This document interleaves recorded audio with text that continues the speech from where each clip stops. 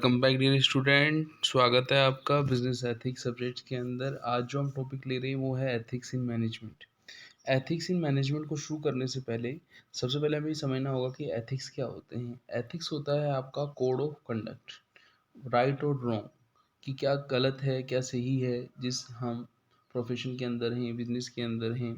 तो मैनेजमेंट की जब हम बात करते हैं तो हम उस ऑर्गेनाइजेशंस की बिजनेस की जो प्रोसेस है, जो उसकी वर्किंग है, उसमें हम एथिक्स की बात करते हैं। एथिक्स इन मैनेजमेंट का मतलब ये हुआ।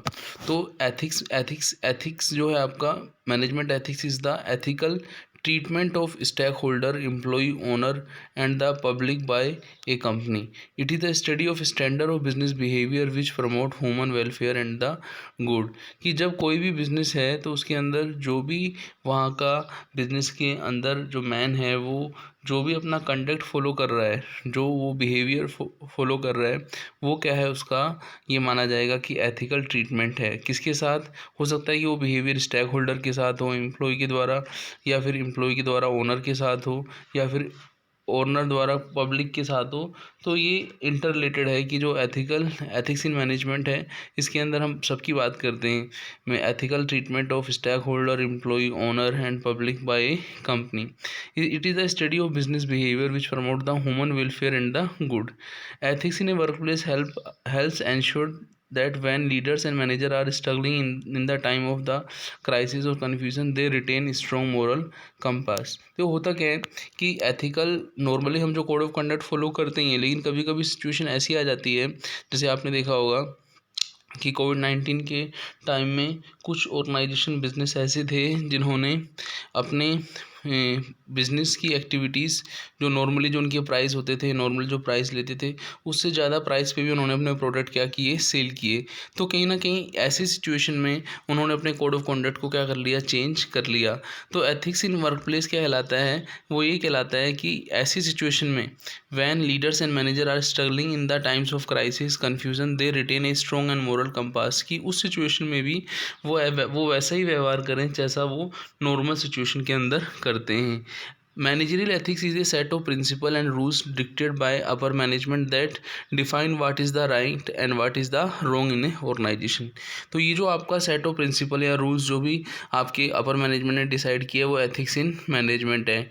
It is the guideline that help direct a lower manager decision in the scope of his और हर जो when conflict of value is presented, कि वो ऐसी सिचुएशन के अंदर जब कॉन्फ्लिक्ट की सिचुएशन हो तो वहाँ पे वो किस तरीके से डिसीजन लेते हैं। तो ये हमने पढ़ा एथिक्स इन मैनेजमेंट। लेक्चर के अंदर सेकंड आप देखें तो ethics in marketing and advertising भी है। यहाँ पे आप देखें तो हम पहले बात करेंगे कि एथिक्स इन मार्केटिंग होता है, एडवर्टाइजिंग होता क्या है, फिर हम इनको डिटेल में समझेंगे वन बाय वन। तो एथिक्स इन मार्केटिंग के अंदर आते हैं the basic value principle and value that govern the business practices of those engaged in a promoting product and services to the consumer. Sound marketing ethics are typically those that result or lead to negatively impact the consumer satisfaction with the goods and services being promoted and with the company producing them. कि जब हम किसी company की marketing की बात करते हैं तो मार्केटिंग के अंदर हम ये देखते हैं कि जो भी मार्केटिंग के अंदर जो भी हम 4 P's की बात करते हैं, प्रोडक्ट, प्राइस, प्रमोशन, प्लेस, जो भी है, तो कि कोई भी ऑर्गेनाइजेशन है तो उसने उस प्रैक्टिसेस को उस सिचुएशन के अंदर जब प्रोडक्ट एंड सर्विसेज कस्टमर को डिलीवर किए तो उस समय उस साउंड मार्केटिंग एथिक्स को फॉलो किया है या फिर नहीं किया है। यदि फॉलो नहीं किया है तो कस्टमर अनसेटिस्फाइड होगा, यदि फॉलो किया है तो कस्टमर सेटिस्फेक्शन क्या होगा, इंक्रीज होगा। तो हमें देखना है कि जब हम मार्केटिंग की बात करते हैं कि प्रोडक्ट्स को बनाया है कस्टमर तो उस प्रोडक्ट को पहुंचाया है, तो कस्टमर्स को सेटिस्फेक्शन मिला है या फिर नहीं मिला है, तो उसमें हमें क्या हेल्प करता है, एथिक्स इन मार्केटिंग क्या करता है, हेल्प करता है। इसके लिए हमें क्या करना होगा, all marketing communication share the common standard of truth, कि सबको सेम इन्फॉर्मेशन देनी होगी। Marketing professional abide by the highest standard of professional ethics, कि उनको प्रोफेशनल एथिक्स भी क्या करना होगा, फॉलो करना होगा। Advertising is clearly distinguish from news and entertainment content, कि जब हम एडवर्टाइजमेंट करेंगे तो हम जो ट्रूथ या रिलीवेंट इन्फॉर्मेशन है जो प्रोडक्ट्स में एक्चुअली है वही हम चीज़ें दिखाएंगे, मिसलीडिंग जो एडवर्टाइजमेंट हम नहीं करेंगे। Marketer should transparent about who they pay to endorse and their product and services. कि मार्केट्स के अंदर जो हम देख रहे हैं कि जो प्रोडक्ट एंड सर्विसेज हमारे कस्टमर यूज़ कर रहे हैं वो इसीलिए पे कर रहे हैं क्योंकि जो उन्होंने प्रोडक्ट्स के अंदर चीज़ें चाहिए वो उन्हें मिले। तो हमें ऐसा नहीं कि एडवर्टाइजमेंट और एंडोर्समेंट पर ज़्यादा ध्यान देना है, हमें प्रोडक्ट की क्वालिटी पर भी क्या देना है, ध्यान देना है। Consumer should be treated Fairlie based on the nature of product and the nature of consumer.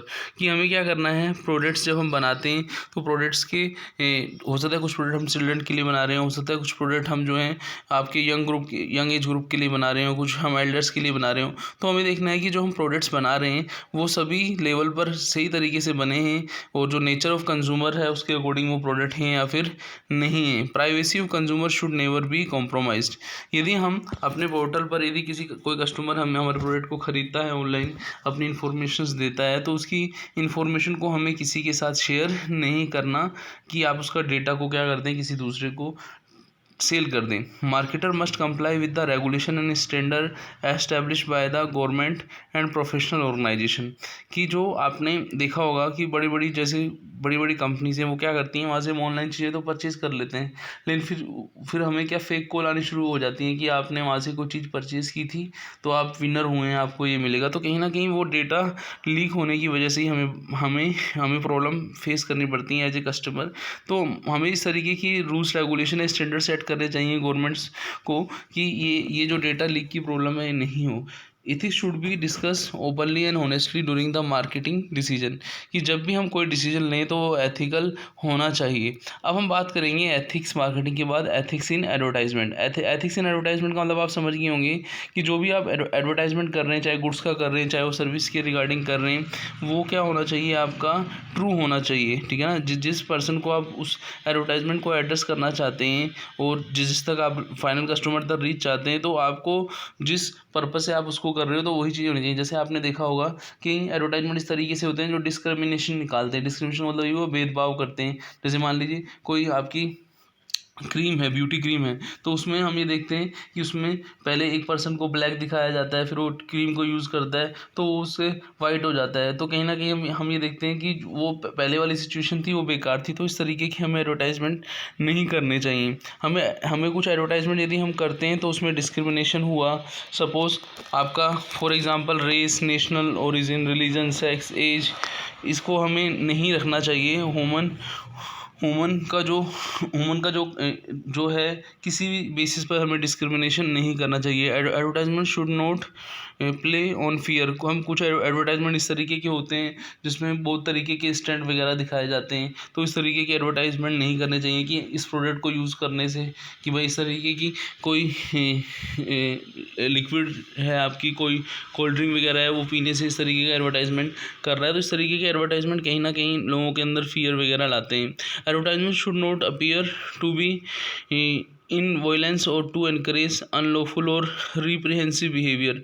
कि कुछ एडवर्टाइजमेंट इस तरीके के होते हैं कि कुछ नहीं करना भी क्या होता है, सही रहता है। तो उसमें जो नई पीढ़ी है, जो नई जनरेशन है, वो यही सोचती है कुछ नहीं करना भी सही है। इसका मतलब है वो उनके पेरेंट्स उनको कुछ कहना शुरू करते हैं तो उसकी मनाही कर देते हैं। तो इस तरीके के एडवर्टाइजमेंट भी हमें नहीं करने चाहिए। तो ये जो हम एडवर्टाइजमेंट की बात कर रहे हैं, तो एडवर्टाइजमेंट करते समय हमें जो भी है सोसाइटी है उसके रूल्स रेगुलेशन को क्या करना चाहिए, फॉलो करना चाहिए। तो अब हम पढ़ेंगे कि एथिक्स इन मार्केटिंग पढ़ लिया था हमने। अब हम पढ़ेंगे कि जो एथिक्स जो था आपका मैनेजमेंट में एथिक्स था, उसके अंदर 3 टाइप्स थे। इसको हम समझ लेते हैं एक बार। 3 type of management ethics. Immoral management, name से क्लियर हो रहा है जब हम ये देखते हैं कि कुछ भी आपका इमोरल नहीं हो, हम इस तरीके के प्रिंसिपल एथिक्स को हम क्या करते हैं, अवॉइड करते हैं, जो अपोजिट है मोरल मैनेजमेंट के, है ना। और मोरल मैनेजमेंट के अंदर हम क्या करते हैं, सेकंड जो है मोरल मैनेजमेंट, उसके अंदर हम ये देखते हैं कि high standard of ethical behaviour follow हो रहा है या फिर नहीं हो रहा है। यदि वो फॉलो नहीं हो रहा है अनइंटेंशनली, तो हमें उसको क्या करना है, अवेयर करना है और उसको फॉलो कराना है। और वो इंटेंशनली हो रहा है तो हमें उसको क्या करना है, ऐसी प्रैक्टिसेस को क्या करना है, रिमूव करना है। तो ये जो आपके 3 टाइप ऑफ मैनेजमेंट एथिक्स है, चाहे मोरल मैनेजमेंट है, मोरल मैनेजमेंट है, मोरल मैनेजमेंट है, तो ये हमें कहीं ना कहीं हेल्प कर रहा है, किसमें, एथिक्स इन मैनेजमेंट में हेल्प कर रहा है। तो इस लेक्चर के अंदर हमने यही पढ़ा है कि जो एथिक्स है, राइट एंड रॉन्ग है, या एथिकल ट्रीटमेंट जो है, या एथिकल बिहेवियर है, चाहे वो मैनेजमेंट के रेस्पेक्ट में हो कि मैनेजमेंट के डिफरेंट्स एरिया हैं उसके अंदर, चाहे हम मार्केटिंग की बात करें, चाहे हम एडवर्टाइजमेंट की हम बात करें, तो हमें इस तरीके से अनएथिकल प्रैक्टिसेस को क्या करना चाहिए, मार्केटिंग से, मैनेजमेंट से और एडवर्टाइजिंग से क्या करना चाहिए, रिमूव करना चाहिए। तो मिलते हैं नेक्स्ट लेक्चर में। थैंक्स।